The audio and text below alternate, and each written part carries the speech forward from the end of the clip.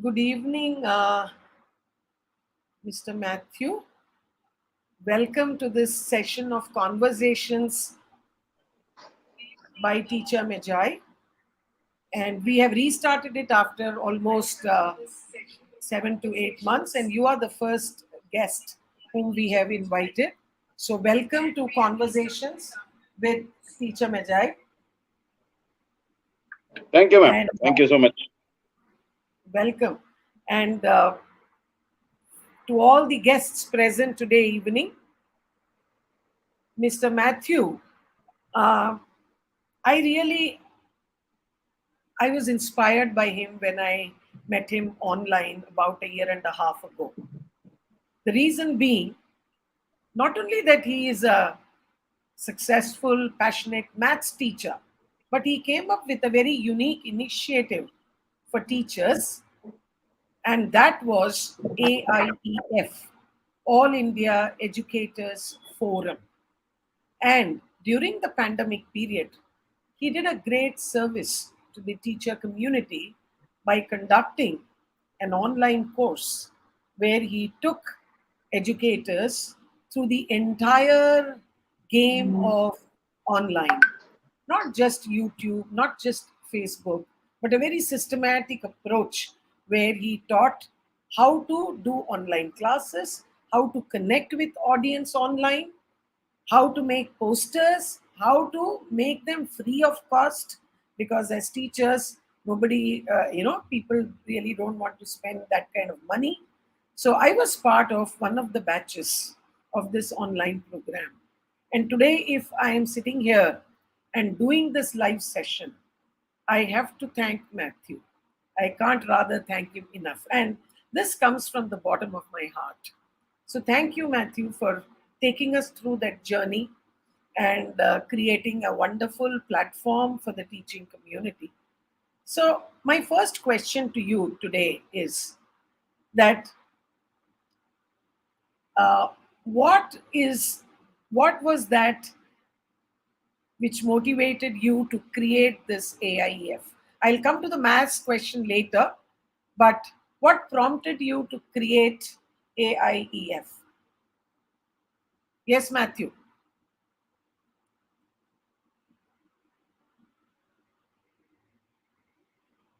Uh, I think there is a little issue. Uh, Probably Mr. Mathew will come back online. Yeah, I can see him. Yeah. Yeah. Uh, Sorry for the poor did you connection get today. I know, very sad. Did you get my question, Mr. Mathew? I just heard the first part about Yeah, yeah. So starting my the. question, Yeah. okay. My question to you was, I'll come to the maths part later, but my Yeah. question to you was that what prompted you or what motivated you to start this AIEF, the forum Yeah. for, So, yeah, so you are also aware that we were caught unawares during the pandemic. yes, So yes, a lot of teachers were doing a lot of seminars, but the problem came when technology had to be introduced in our classrooms. Most of us were handicapped, including me, because suddenly from the classroom, you've been asked to do a lot of things on the computer. So we have traditionally been not using such things, and then all of a sudden that became a real challenge. So that was the beginning of a set of teachers thinking that I think who volunteered themselves and said that let's start by helping educators around us in facing this challenge of learning technology. So we started in Delhi, and we were a small group of 50 people called the Delhi Teachers Forum.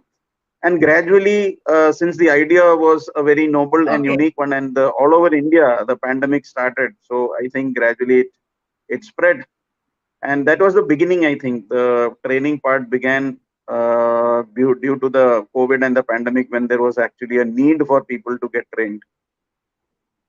correct. So it started as a small initiative with teachers in Delhi, and today it is spread not only all over India.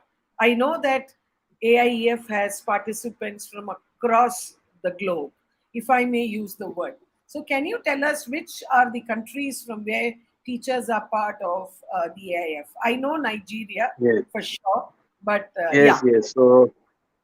So actually, last 2021, by the middle of 2021, we also started doing because we felt that teachers across the world had the same problems, especially our neighboring countries like Bangladesh, Sri Lanka, Pakistan, and even in the other Asian countries like Vietnam, and of course in Africa, we have a large presence of Indian teachers there also. So Ethiopia, Tanzania, and all that. So we felt that the teaching should not be restricted to India alone, but we can reach out to at least the countries which share a common set of teaching methodology. Of course, in the Britain and US, they follow different curriculum altogether. So we started reaching out to countries where more or less these kind of maths and English that we do in India is done by their schools also. So Uh, about 20-21 countries we started reaching out, and they were very appreciative because we not only had teachers from India, we also had a lot of teachers who were settled in abroad, but Indians who uh, also came but forward in and did these right, programs. right. And Yes, so that's how I saw the Nigeria. I met a couple of teachers from Nigeria and yes, know that there is a forum. And then I think you started. Can you talk a little bit about subject and actually state-wise forums that you started? And yes. what was the motivation for that, and what was the need? Because anyway, all Yeah, these teachers so are part of AIF, right? yes, yes. So when the National Education Policy brought out its draft, when we read through that, we realized that there is a lot of focus on mother tongue. And we also realized that, in the so-called tier one cities and tier two cities, people understood English. Hmm. But still, there were a lot of areas where the mother tongue was the primary language still being used as a medium of instruction in their schools. So we said that, okay, at least when we have teachers from Kerala, we have Bengali teachers, we have people who speak Punjabi. Let's start off with a few states, and Hmm. then what we did was reached out to these rural areas where people did not understand English, but they were willing to learn and share. And the communication became easier because certain people in certain areas were not very conversant with English. So that Hmm. was the main thing. And of course, the NEP also says that Correct, the correct. instructional mode should be in their mother tongue so that children Correct, understand better. correct. So the NEP's guideline that mother tongue uh, as a methodology for teaching is what you kind of try to use to Yes, your advantage. Excellent, correct, correct. excellent. So what is the how does it work now post pandemic when teachers are back? How is AIEF supporting teachers? Yes.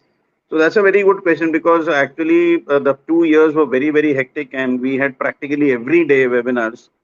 Now, due to the reopening in those schools, teachers have got into the offline mode, and they are very, very busy because of the children have changed totally in these 2 years. There is a lot of learning gap.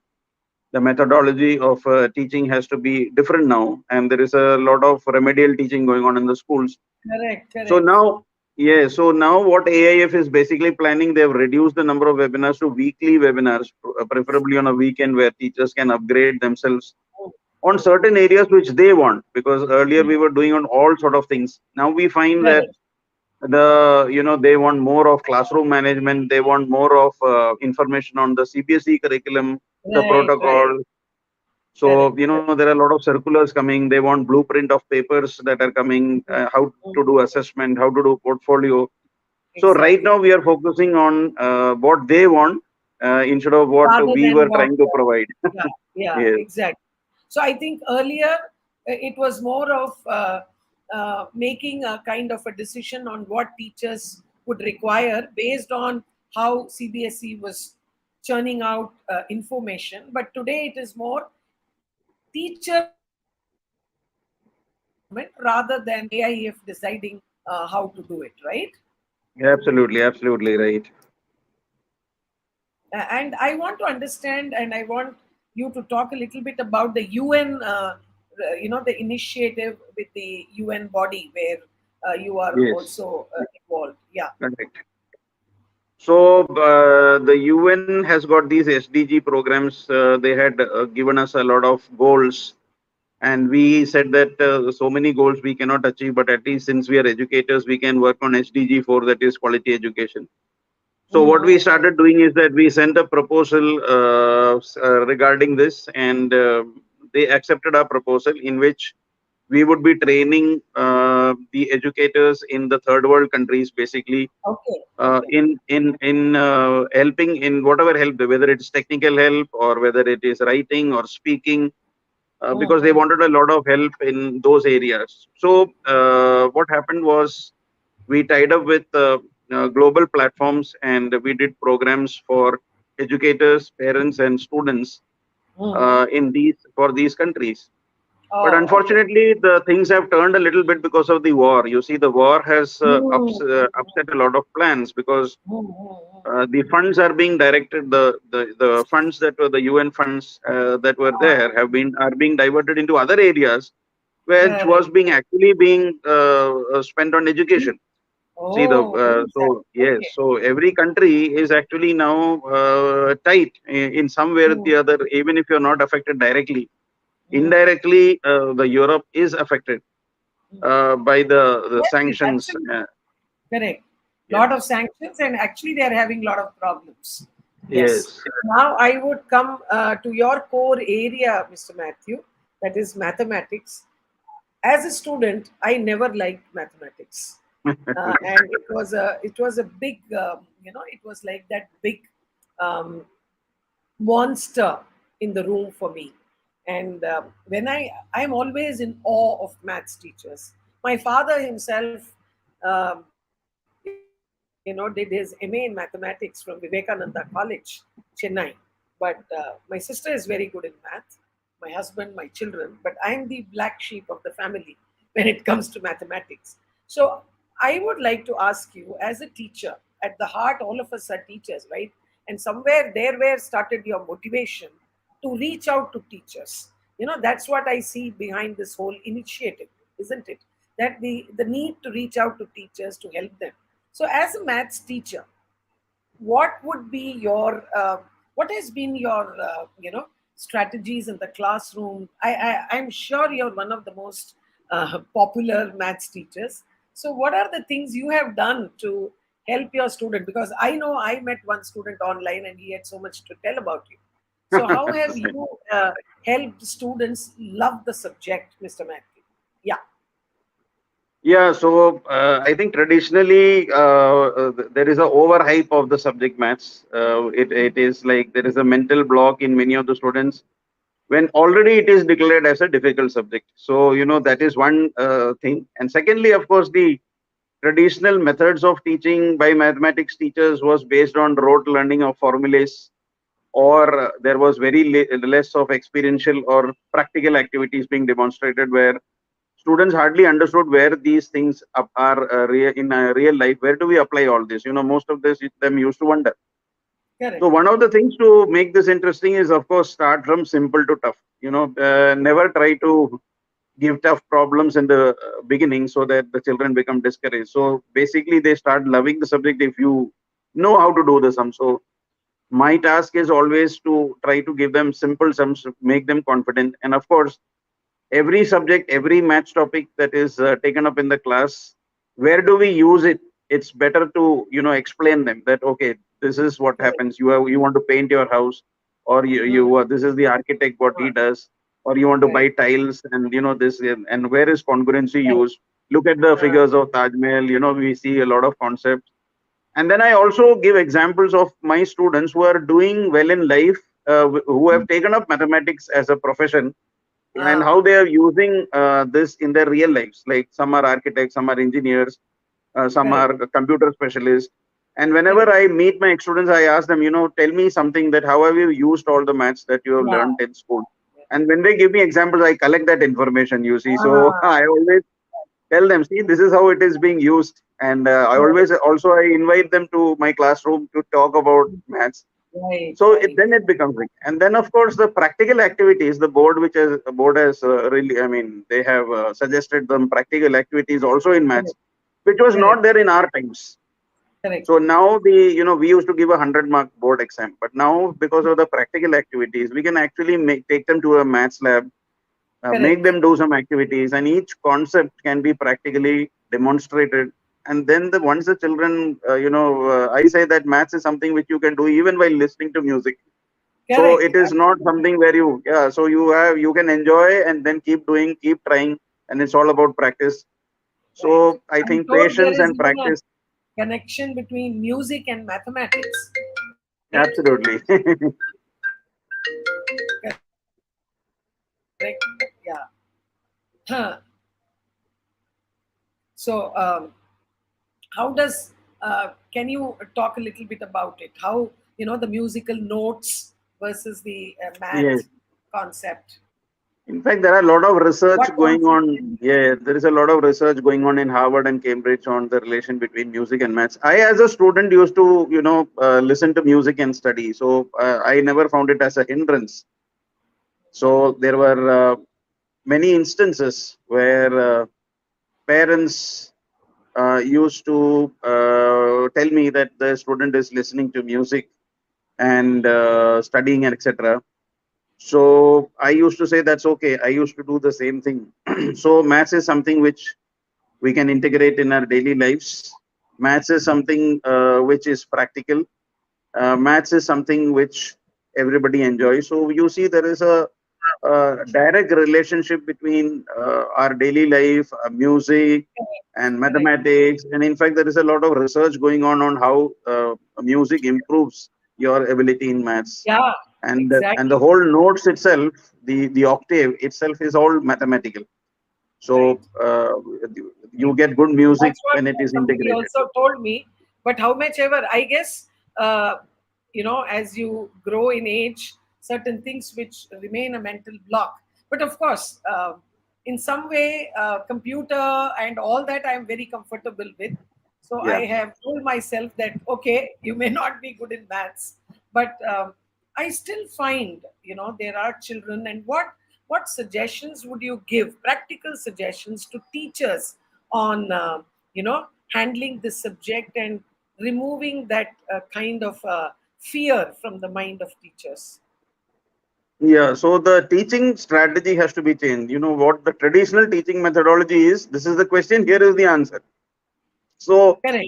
that is the that is the easiest way to teach for a teacher. But the difficult part is, here is the question. Now tell me how to do it. It's a very difficult process. But personally, I feel it brings out rich dividends because the child himself or herself struggles to find an answer, and you keep giving hints till the child does it. And it's a slow Okay. process, but what happens is that over a period of time, they are going to overtake the students who have Mhm. been doing the traditional method of just mugging up the solution. So when we go to our classes, the traditional way is that, okay, this is the question, this is the solution, now write it, and you mug it Mhm. up, you write down this 5 times, you will get. But the Ah, problem with that is, if that problem comes, the child is able to do. But then correct. when the question is changed in a different Right. format, then the Right. child gets stuck up. So that is why the teaching strategy has to be, the Mm. question should, the Correct. solution should never be told. The Correct. child should be only helped Correct. in giving by giving hints. Absolutely. So, today there's another thing that I keep hearing from the CBSE. I go through the circulars, and when I hear teachers also, when I'm doing programs, one thing that's being talked about is subject enrichment activities, right? So, I'm sure mathematics also. Yeah. I mean, it's common for all subjects. So, what are the kind of activities do you think teachers can do? Because this Yeah. video, if not now maybe few people are watching, but later I'm sure more people will watch. And could you give a couple of suggestions on subject enrichment activities? Yeah. So subject enrichment, as I mentioned, the lab activities, every a topic that we are taking, whether it is quadratic equation or trigonometry or arithmetic progression, whatever we are teaching, That can be demonstrated by cutting and pasting method. You can take fluorescent Oh, sheets, you can make structures. Then there can be arithmetic progression we can observe in the nature itself, like the petals of a flower, or ah, the shells on the pattern on the turtle's back, or the ah, universe is filled with examples of arithmetic progressions. And mm, similarly, when we are, see, the problem is that we are stuck in our four walls of our classrooms. We mm, don't go beyond because we feel that correct, everything is in the textbook. Whereas the correct, greatest learning takes place in nature around us. right, God has made everything mathematical. And you are right, an English teacher. So you see, most of right. these poets used to Yeah, write yeah, about nature. They used to go to yeah, their yeah. garden, sit under the tree, Oh, observe the birds. And most of the, like William Wordsworth or anyone, yeah, they yeah. used to Everything write about nature. exploited. Everybody exploited nature. Very true. Yeah, Very yeah. true. So that has been the greatest learning experience. So if you go 500 years or 1,000 years back, those people were no less, they were in fact very intelligent than us, because we are all depending on Google and technology, but where they had all the time to observe nature and, Mm, study from that. And it's amazing that these brilliant structures were, without any engineering colleges as we have now, they could construct all those things with perfection. absolutely. When you look at buildings all around us, no, the Yeah, absolutely. buildings, It's a the miracle that, ancient at times, 300 years or temples, 400 years, when there were no uh, engineering colleges, they could correct. build all that. Yeah, Where exactly. did they study it? It was all self-taught. If you look Self. at Leonardo, the Da Vinci paintings, Yeah, or yeah. if you look at the Taj, which is a beautiful work which has been done hundreds of years back, the architecture is amazing. I mean, Yeah, yeah. Even the Leaning Tower of Pisa, reading, and yes, yes, the Qutub the Minar and all these temples, structures, amazing. Yes, I mean, you come to Tamil Nadu, it has got lovely temples, and absolutely. The temples, yeah, the kind of architecture that they have displayed there in correct, proportions, which in correct. maths we call the golden ratio. So that's. Ah, I mean, that means even in those times, without traditional colleges imparting specific education like we do correct, now, they correct. were well read and well taught. Absolutely, absolutely. I fully agree with you. So, what is when we talk of mathematics? So, do you think, like for English, I always tell teachers that you see, you cannot start something just in the middle of nowhere in class 6 or class 7. In any institution, the teachers have to work in tandem from class 1 to class 8 as one group, and ensure that the progression happens. And then 9 to 12th is another block. So what do you think would be you know do you think it's similar in mathematics as well, and teachers should take up concepts that way? I think the most important thing for primary kids and teachers and parents to emphasize is on the four operations. That is the Ah, addition, subtraction, multiplication, and division. So whether you are able to do very complex questions or not, these four operations are very, very important. That means true, you should know how to add, subtract, multiply, and divide. So if a true. student is coming to class 9 without knowing how to multiply, Ah, it's too late, because I have seen many students who are not able to multiply 3 digit yeah, with 2 digit. We cannot teach multiplication at that stage. So that should be, these four operations should be done. Once the four operations are done in primary, then we can build on that and do the very gradually. But without these things, because recently there was a survey taken, and there were class 6 to 8 survey was done. There were students from class 6 to 8 who hmm. couldn't do simple 2 digit multiplication. Oh So god. that is the stats. So then these students are coming to ninth and 10th. And that Ah, is why we find that, the students are not able to clear their class 10 mathematics paper. so So, somewhere we have slipped, isn't it? yeah, so traditionally what used to happen was there was this habit of learning tables. And, Yeah, our parents used to insist you learn up to 20 and 25. yeah, correct. Now what is happening is that even if you do up to 10, it's considered a big thing. And even Big up to thing. 10, now I find that many schools are not Children insisting don't on know. Yeah, yeah. But memorizing. but I The think, Yeah. Mr. Matthew, you know, it was a very, very good thing, actually, memorizing the tables. Even though, as I have repeatedly said on even on this show about my math skills, but tables was one thing I was good at, Yeah, and that actually even today mentally helps me to calculate even calculate. what I pay Yes, in the shops, etc.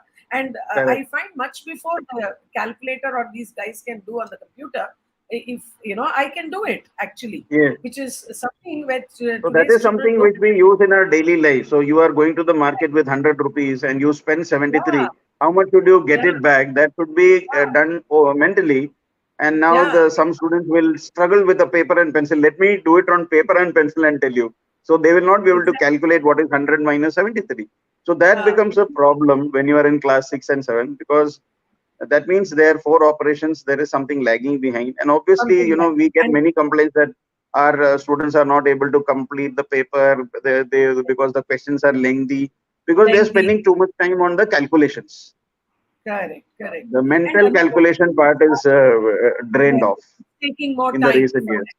Yes, Yeah. they're Another taking thing time that in I that. have, yeah, another thing that I have observed, Mr. Matthew, is these doing problem sums. Even as long as Mm. you're doing addition, subtraction, and just as into, and they have to show the answer, it's fine. But when it comes as a problem sum where they more than two operations are involved, invariably children, uh, you know, have a problem. Problem. So Yes. one of the things as an English teacher I have always told is that help the child break the problem into couple of A, B, Different C. parts. First, what happened? Do you think that's a good strategy? I mean, I'm just Absolutely, ma'am. Yeah. So that is why we call it now the word problem itself is creating a problem, right? So ah, traditionally we were calling it the word problems. Now in ah, many schools I heard they are calling it the story sums. You see, they are calling oh, it the story okay. sums. Ah, So the child is not already perplexed with that word. Okay, it's a word problem. ah, So this is going to be a okay, tough one. okay. So in the Mm, junior classes they call it story sums. In the senior classes we call it case studies. So oh, what happens all right. in so in a case study, okay, the Mm, Ram is going to the market to buy this, and he ah, meets Ramesh on the way, and Ramesh gives him 100 rupees, and he says that okay, if you give me this much, then I will be double. So what is happening? They are ah, imagining now two people. So as you said, break it into parts. So probably in the ah, junior classes, they can actually ah, draw some pictures where Ram is going to the market with a certain amount of money that he's having. Then he meets Ramesh, who is accepting that money. So as you said very rightly, that break it up into parts, and also to mm, add on to that, add some ah, pictures so that they understand, they are able to visualize what is happening. Otherwise when they're correct. reading 10 lines they forget what happened in the beginning. So when they're drawing small pictures, as I told you, in many schools they're using the word now story sum. So it's a story Mm, that mm, somebody is mm. going to the market, he meets one friend, Ah, he gives them ah, 100 rupees. right, Now right. the child is able to understand what is exactly happening. And Correct. many of the problem arises Mm. because their English language is not good. They are not able Ah, to understand the question. Comprehension correct. problem is there. Absolutely, So absolutely. unless they understand what the question is, they will never be able to answer it. So answering is So work secondary, needs a understanding. So collaboration, right? Then the yeah, English yeah, and the yeah, math teacher need to collaborate. I mean, absolutely. Yes, yeah. because when I'm going for invigilation, you will be surprised. There are some people who will ask me questions on what is the meaning of the certain words which are Ah, there in the word problems. So they correct. don't know the meaning of those words. Okay, Yeah. then how will they do the question? It's going to be difficult. Right, So that right. is, they have to. The case studies are Mm. we have introduced in the past 1 or 2 years, so that they are able to Is it break it up, helping? and then they Is are it able helping? to, yeah, it helps. It is helping the children to analyze better. Oh, okay, okay. Interesting. So I think there comes storytelling, using storytelling as a Yes, yes. effective methodology for helping students do those long. So I also don't want to use the word problem sums anymore for the long, winding, sums which have couple of operations in place where the Yes. student has to use multiplication, addition, subtraction, etc. Interesting, Mr. Matthew. So, any other new things that are being tried out in the maths class today, which you would like to share with the teachers, Yeah. please? So, see, actually, it depends on the skills of the student. See, everybody doesn't have an aptitude for everything. So, what happens Mm, is that You can have an aptitude for maths, but you may not have an aptitude for maths. So some will be very good in maths, some will be average in maths. I think that's Yeah. perfectly fine, and that goes for every subject.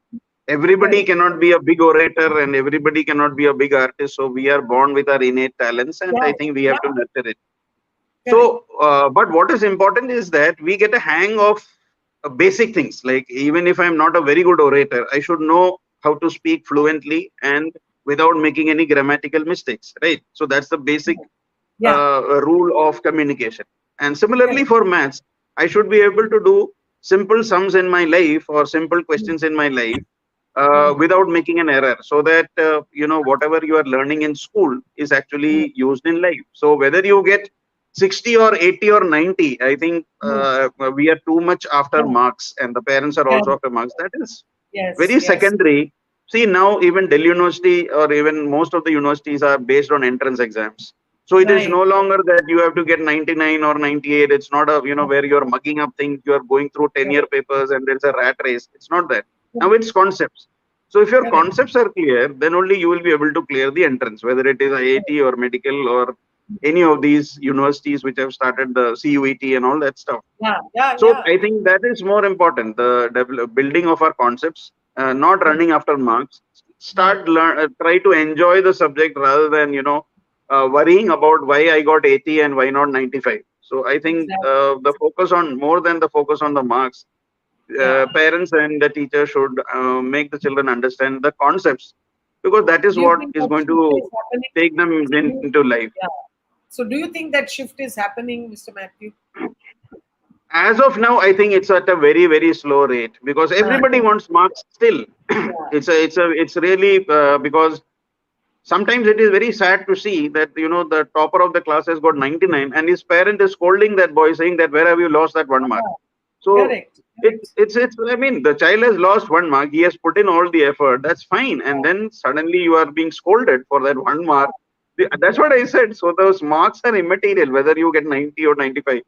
And the guy Correct. who's getting 80, he may be more street smart. He may be a big contractor or an engineer later on in life, because he Right. can, visualize things and calculate things faster than a Correct. traditional topper who has mugged up formulas and, gone through sums and practiced it n number of times and getting 99 or 100. And who has actually So, spent his time, all his time, sitting in front of his, keeping his notebook and working out, and never huh, probably got into a conversation, debates, and probably discussion. he has never gone to the market to buy things and Yeah. spent money at all. And so he Yeah. doesn't know how to spend his money. He has never gone to the bank. He Correct. doesn't know how to calculate taxes. So this is Yeah. what is happening now. If you see, Yeah. most of the big companies in America, like Google or Microsoft or Facebook, are not seeing the marks of the students. What is Yeah. Yeah. Yeah. important for them is that what is your knowledge. They are going to take your interview. What do you know? So whether you are in class 12 or college, or you are 30-year-old or an 80-year-old person, what is important is the knowledge. Yeah. Yeah. And how that knowledge is getting translated. Do you have the right skills? Isn't it? That is more Yes, yes. important The rather life than skills are more important rather life than skills are scoring more. very high Yeah. marks and not able to face life. Hmm. I think we Correct. have to give sufficient importance to life skills where they know how to manage money. So you can earn a Correct. lot of wealth, but if you don't know how to manage it, you will lose everything. One last question, and before we sum up, is about today. Another term that teachers are struggling with to understand is competency-based education and competency-based assessment. So, because I've been conducting sessions on them, Yeah. so how do you think in terms of mathematics? What are the things, pointers that teachers should look for? Yes, so the combination, this is giving actually jitters to many of the teachers, because while making Yes. question papers, when the CBSE has insisted on making competency-based questions, the Yeah. problem is our educators are also trying to look for ready-made stuff. They are Yes. not Yes. willing to make their own questions. So, is there a question in this Ah, reference book? So, I'm going to yeah. copy it down. Is there a Right. sample paper? Then I'm going to copy it. So, what happens to even our teaching fraternity? We are Mm. depending too much on ready-made material which someone else Yes. has made. Correct. So, Correct. why don't we make our own questions based on the concepts? So competency Yeah. based questions, I feel, first of all, the teacher or the educator has to spend sufficient time in making their own questions so that they can check the basic competency of the student in understanding a particular topic. We cannot just give them ready-made questions every time, and because that student may have gone through that book and we think that the student is brilliant. It's only that the student has gone through that book and he has answered your question. Some students Correct. may not have gone through that book and not seen the question, he will not be able to do. It shouldn't be like that. The problem should be new. Like they have an Correct. IIT entrance exam. None of the questions are repeated. They are brand new questions which are created. So I think it's Correct. high time that in school level also we introduce questions which are brand new, which the educator is making himself or herself to test what the child is knowing Mm. conceptually. Correct. Probably get into teams, work together. So Yes. actually exhibit life skills like collaboration, cooperation, and when more Yeah. than two minds sit together for each class, and every and school this is has a this is where people like you who are resource persons come into, because many of the educators will struggle to make good questions. yeah, They are yeah, not they are unable to make questions. It is very easy to make a question paper where the right, questions are ready made, but if you tell them don't use any source but you make your questions and give, so they are yeah, not able to make. They always want ready made material. So this is, I think, as correct, educators also we need to energize ourselves. yeah, So the NCRT released those manuals. I really like the name of those. They were called the energized manuals. If you read yeah, that yeah, NCRT, they were called the yeah, energized.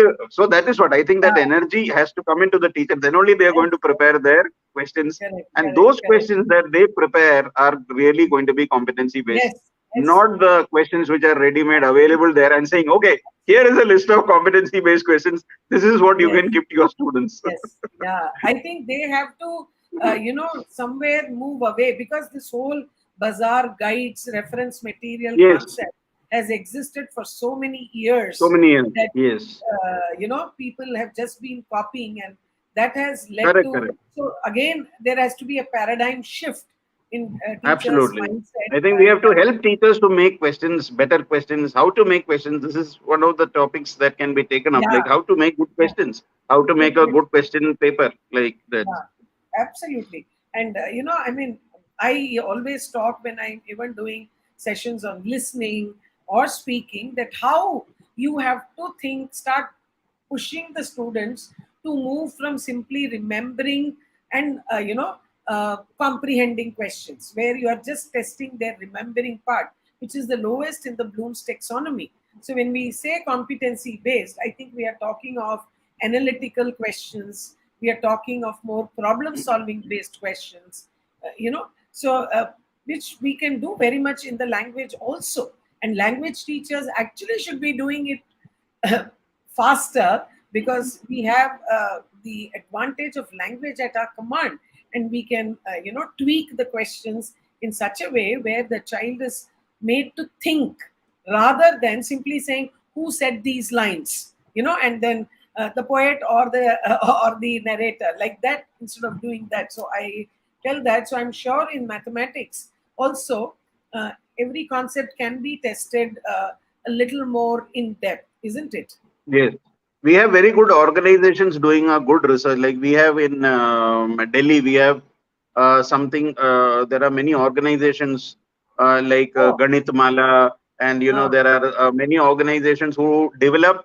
small play items like puzzles and all that, which the right. children can actually use in their classrooms, and they understand the concepts while playing. So I think the Mm-hmm. whole methodology of teaching mathematics has to start from our primary classes, which is the most neglected classes.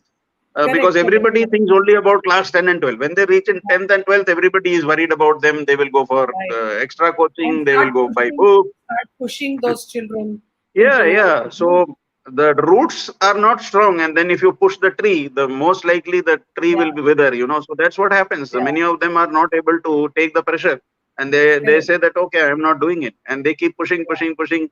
When the roots yeah, are weak, the tree will correct, not grow to its capacity. correct. So thank you. I think we have had a good discussion, Mr. Mathew, today. Yes, about Thank you. AIEF as well as about mathematics.